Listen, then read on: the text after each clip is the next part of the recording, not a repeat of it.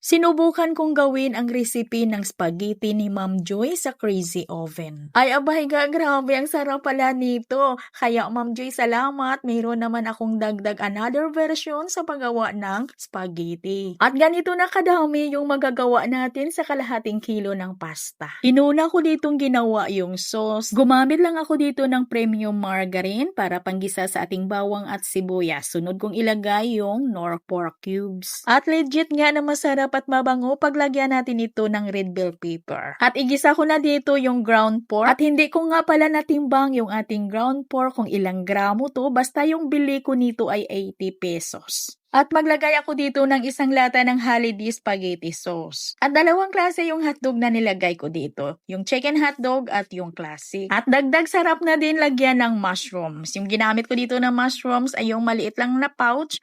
At ito hiniwa-hiwa ko lang ng mga maninipis. At igisa lang talagang mga ito hanggang sa maluto. At ito talaga yung ginamit ni Ma'am Joy, yung Filipino style na spaghetti sauce. Naglagay ako dito ng 450 grams. At dito sa version na to ay hindi tayo gagamit ng ketchup. Lagyan ko lang ito ng light brown sugar at 3/4 cup na evaporated milk na Alaska. Haluin lang ito ng mabuti at ito'y pakuluan muna at okay na. At ito itabi ko lang muna, magluto na ko ng aking pasta. At hindi umabot ng kalahating kilo or 500 grams yung aking pasta spaghetti. Bale, 450 grams lang ito. At ilang beses din ako ditong nagdagdag ng tubig hanggang sa ito'y lumambot. Pagkatapos nito'y patuluin ko lang yung tubig at ilipat ko na ito sa aking mga paglalagyan, yung ating pasta. At ganito na kadami yung spaghetti natin, ga. So, gawa na natin ito ng masarap na sauce. Gagamit lang ako dito ng premium margarine or yung refrigerated margarine. Pwede talaga kayong gagamit dito ng butter para mas lalong sumarap. At maglagay lang ako dito ng all-purpose flour. Lagyan ko ito ng 3/4 cup na evaporated milk na Alaska. At ito yung gagamitin natin na cheese mamaya.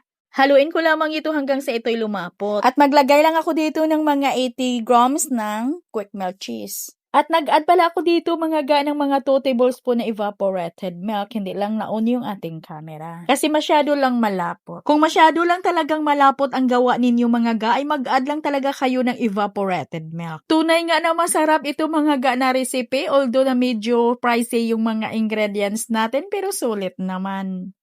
Yung ganitong version natin na hindi nyo pa na-try ay abay, itry nyo na promise, sarap to.